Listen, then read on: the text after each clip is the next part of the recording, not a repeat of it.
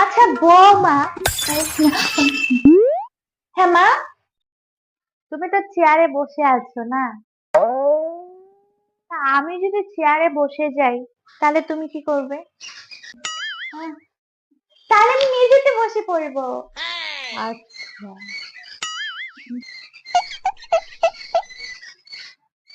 তা আমি যদি মেঝেতে বসে পড়ি তাহলে তুমি কি করবে?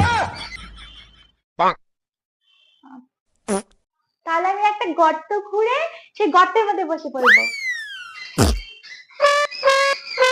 আর আমি যদি গর্তের মধ্যে বসি তাহলে তুমি কি করবে?